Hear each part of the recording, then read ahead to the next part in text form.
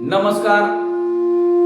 आपापल्या सेंटरच्या जागेवर जाण्यासाठी सर्वांनी हॉल तिकीट काढून ठेवले आणि हॉल तिकीट काढणाऱ्या शिक्षकांनी जाण्याची सुद्धा तयारी केली पेपरला.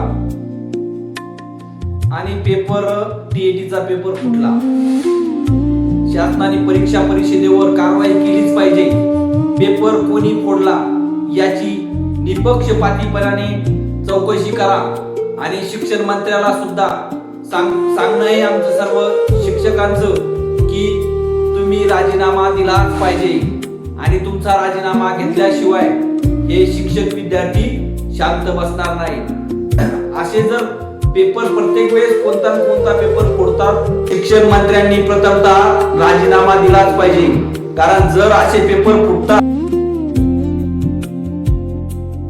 तर त्या विद्यार्थ्यांचं भवितव्य काय, त्या विद्यार्थ्यांना करायचं काय? आज मला सांगा, आजपर्यंत म्हणजे युवा पिढी शिक्षण घेऊन आज बेरोजगार आहे. काही तुम्हाला घेणं देणं नाही. तुम्ही मस्त मजा मारता. याचा आमदार कोण, त्याचा खासदार कोण, हेच धंदे चालले तुमचे. आणि या शिक्षकांनी आणि विद्यार्थ्यांनी करायचं काय? बघा, एमपीएससीचा सुद्धा पेपर तुम्ही आज ऑनलाईन केला. आता त्या पेपर मध्ये तुम्ही किती भ्रष्टाचार करणार हे तुम्हालाच माहिती. आणि खुशाल म्हणतात की परीक्षा पारदर्शक आहे. आता परीक्षा परिषदेवाले म्हणतात की आम्ही टीएटीचा पेपर चांगल्या पारदर्शकपणे घेणार. आणि हीच का तुमची पारदर्शकपणा? आज टीएटीचा पेपर फुटला. कशामुळे फुटला? तुमच्यातला कोण माणूस फुटला? त्यांनी पेपर घेऊन फोडला. आणि अरे तुम्ही सरळ त्या लोकांना प्रश्नपत्रिकाच वाटा ना. बघा, शिक्षण मंत्री आणि फडणवीस साहेब हे तुमचे आजचे दिन आहे. महाराष्ट्राची वाट लावली. शिक्षण विभागामध्ये तर सगळ्या शिक्षण मंत्र्यांनी आणि परीक्षा परिषद सर्व परीक्षा घेणाऱ्या परीक्षेची वाट लावलेली आहे आणि सर्व विद्यार्थ्यांचं भवितव्य अंधारात आहे. त्यासाठी विद्यार्थ्यांनी जागृत होते. फडणवीस साहेब, तुम्ही करताय काय? जर महाराष्ट्रातला टीईटीचा पेपर आदर्श विद्यार्थी शिक्षक घडवतात आणि तुम्ही त्यांचाच पेपर फोडतात, शिक्षक विद्यार्थ्यांचं काय भवितव्य काय आहे?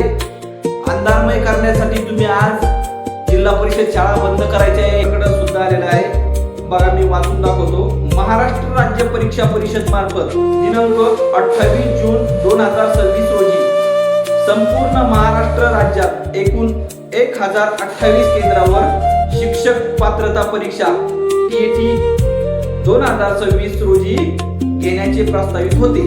बघा, आणि नीट 2026च्या परीक्षेमध्ये गैरप्रकार लक्षात घेऊन महाराष्ट्र राज्य परीक्षा परिषदेच्या वतीने सुरक्षिततेच्या सर्व उपाययोजना केल्या होत्या. तरीही पेपर फुटला.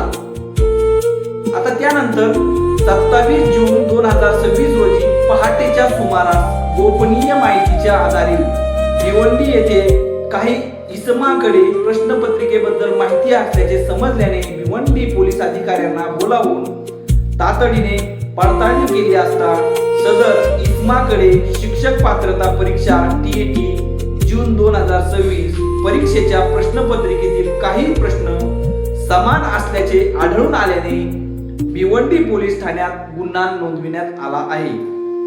बघा, सदर परिस्थिती लक्षात घेता 28 जून 2026 रोजी आयोजित करण्यात आलेली शिक्षक पात्रता परीक्षा पुढे ढकलण्यात येत आहे.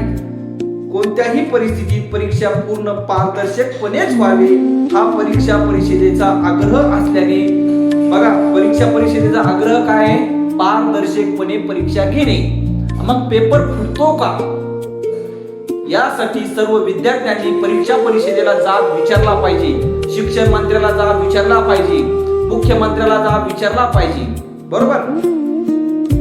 असा आग्रह असल्याने याबाबत सखोल चौकशी होणे गरजेची वाटत असल्याने ही परीक्षा पुढे ढकलण्यात आलेली आहे. परीक्षा परिषदेचा एखादा सदस्य असू शकतो पेपर फोडण्यामागं, त्याच्या मागं चौकशी लावून त्याला अटक करा.